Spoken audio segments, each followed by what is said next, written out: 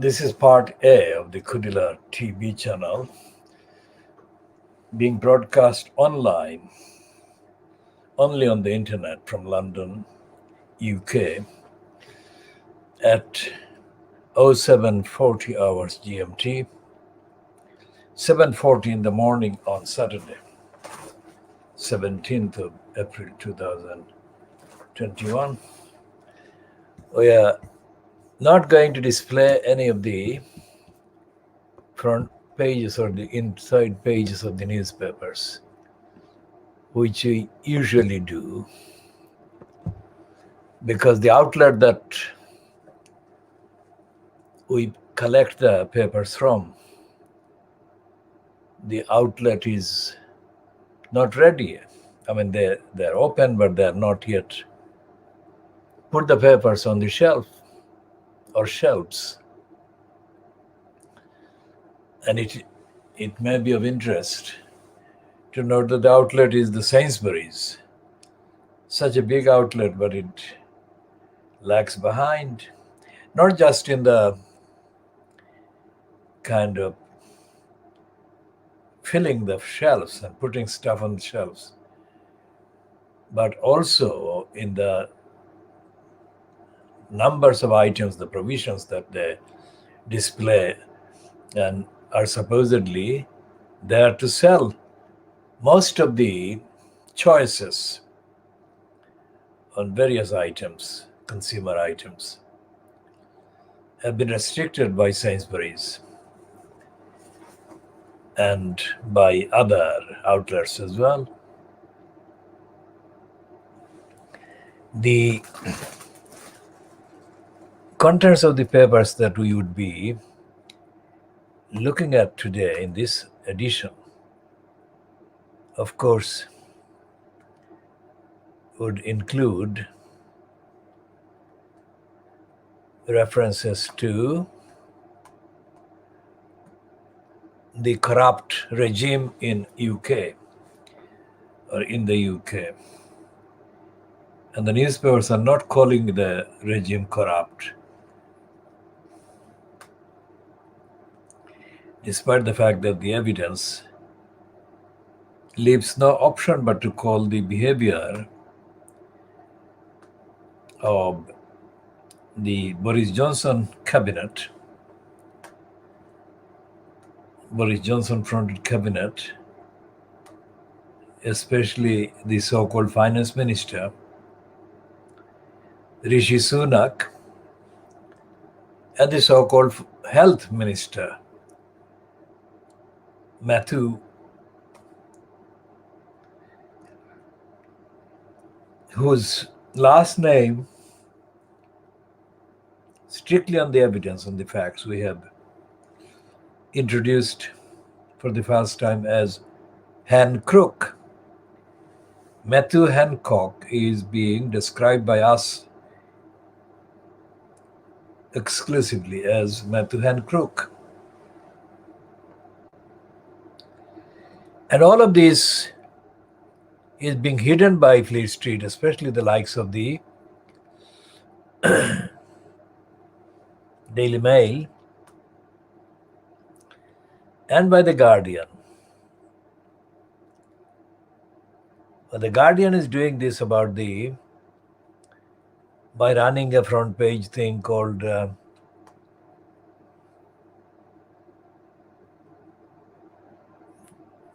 go ahead to or green light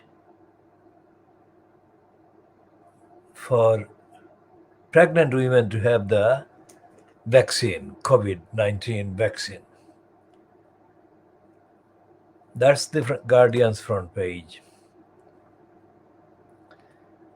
Well, the Daily Mail is doing the spiel on Brenda's husband, and it's a big spiel on the front page. One last moment with her prince. The point is that they've been saying the same thing on about 10 pages every day for the best part of the last week.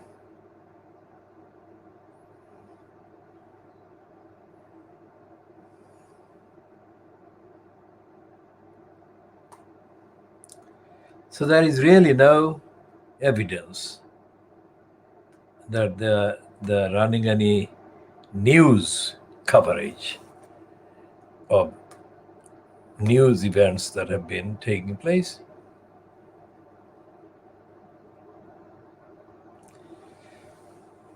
And the Guardian is saying that Johnson has picked a banker with Conservative Party links to rule on the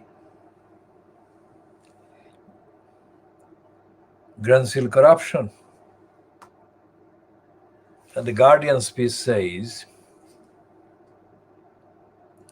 the man appointed by Boris Johnson to chair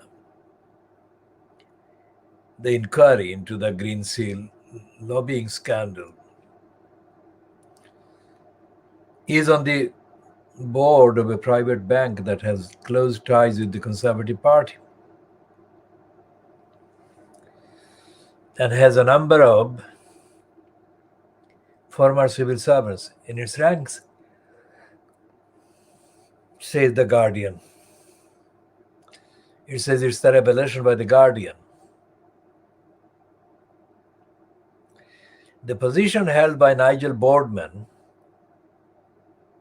with the Arbuthnot banking group has raised concerns among anti-corruption campaigners that his inquiry would be undermined by the perception of bias. Now, this is too cagey of the Guardian. I mean, too restrictive, self-restrained.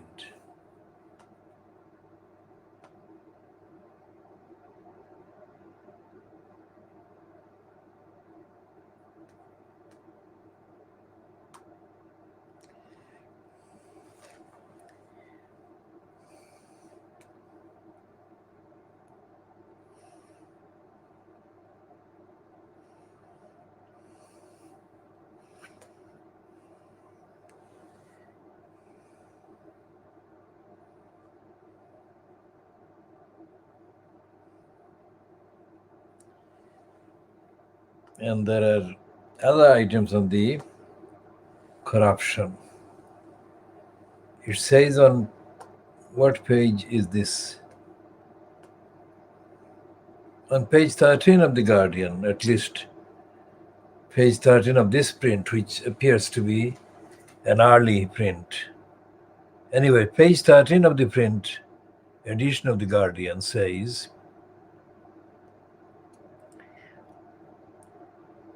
effectively what it is referring to is the outfit called National Audit Office, but it just says Audit Office, sets up lobbying inquiry amid number 10 silence on civil servants' second jobs.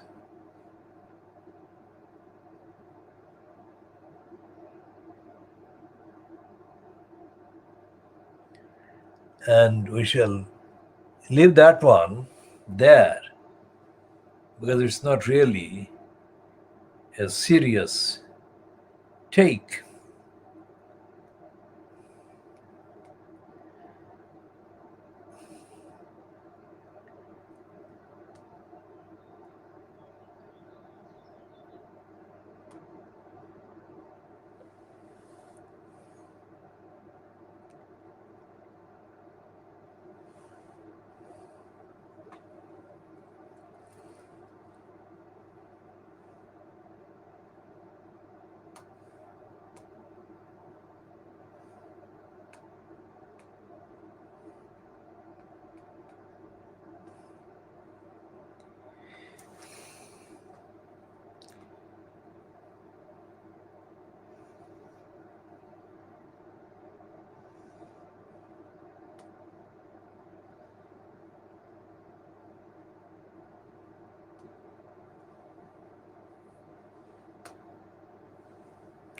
And the Guardian is stupid,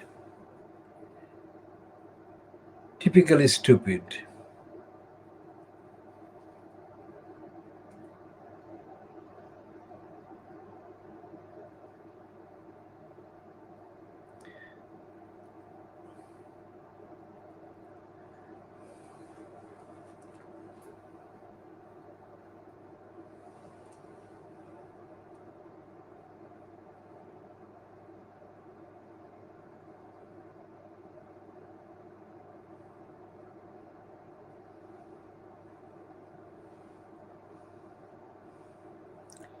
because it says how Britain became a nation of complainers.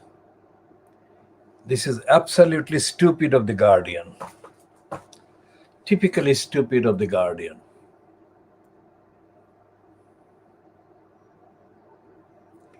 Complaining is a very important right.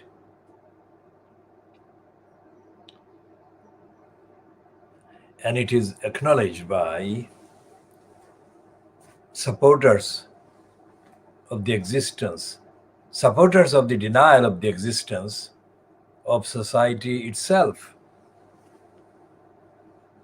That is the conservatives who quote Margaret Thatcher as denying the existence of society.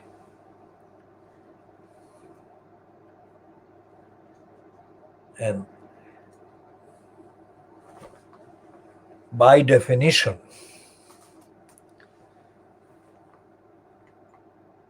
the existence of society is essential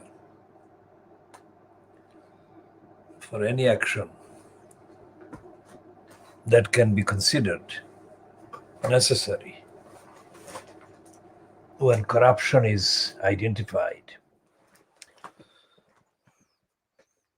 But The Guardian is not in tune with the moral duties of an objective journalism operator or an objective journalist.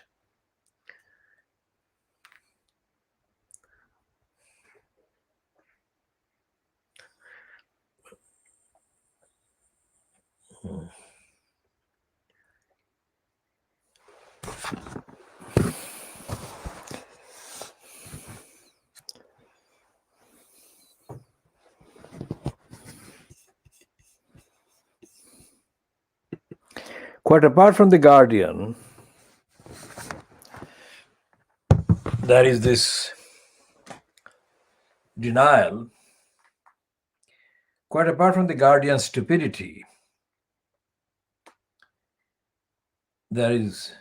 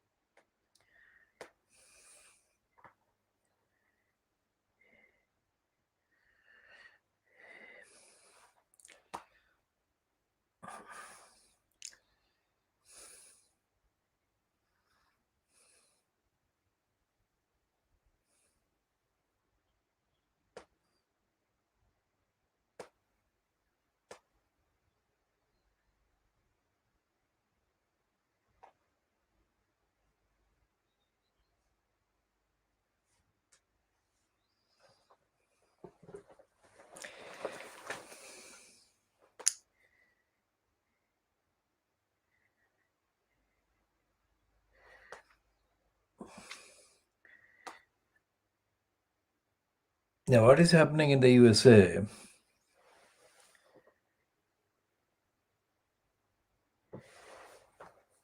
during the very month of the so-called trial of the murderer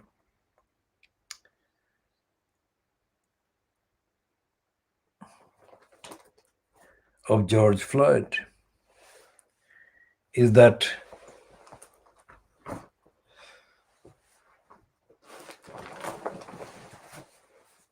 instead of being reined in, police are let loose to commit additional murders of black men.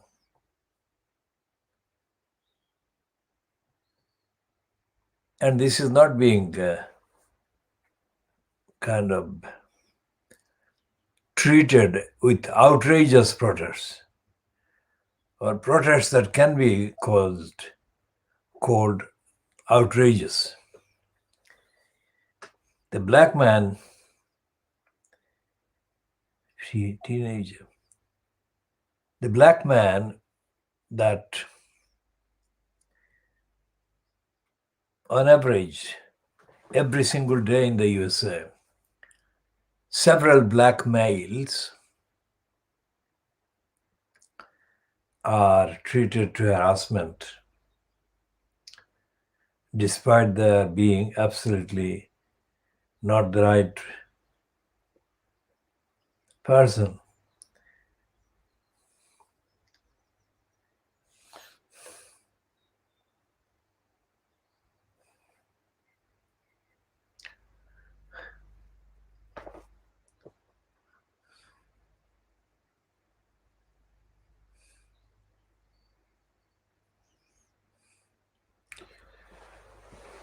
The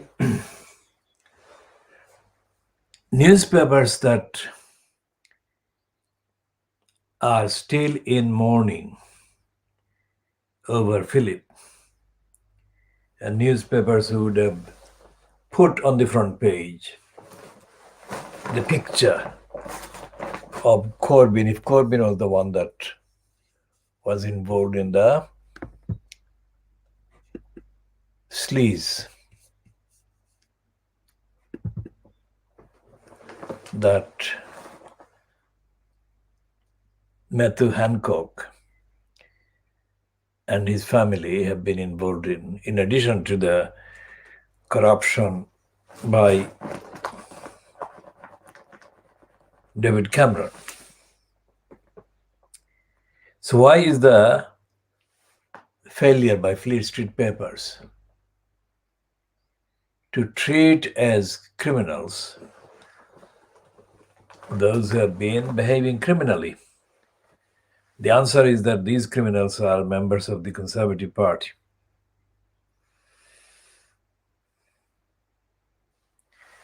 And that is the reason why Fleet Street doesn't want to publish the facts. And it cannot say that it doesn't want to publish the facts because of the perpetrators being conservatives. It points out the fact of the Prince Philip's demise. And to the gullibles, the 52% in the population, that couple of phrases enough to constitute ground for funeral kind of items. And that is the thing that they're using it for, not because of genuine remorse or regret or feeling kind of empathetic to Brenda during the days since she lost her husband. I mean, saturation coverage is putting it too mildly. Infantile and stupid over portrayal of this one individual not only kind of defies all logic and reason, but when they do that, at the same time that they should be publishing the exhaustive details of the corruption by Cameron, and now it is revealed Matthew Hancock. They're spending billions.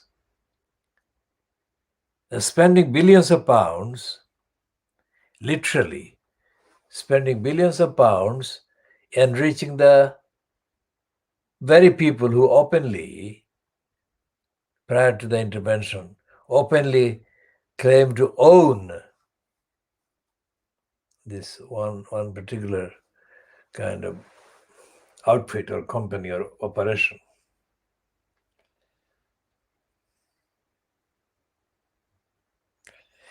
So the absence of any morality as the distinguisher between the Guardian and the rest of Lee Street is very telling indeed.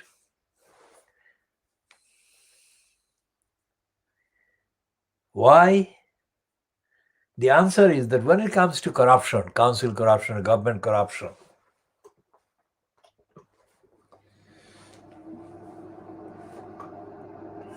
Guardian has been following for the best part of the last 27 years.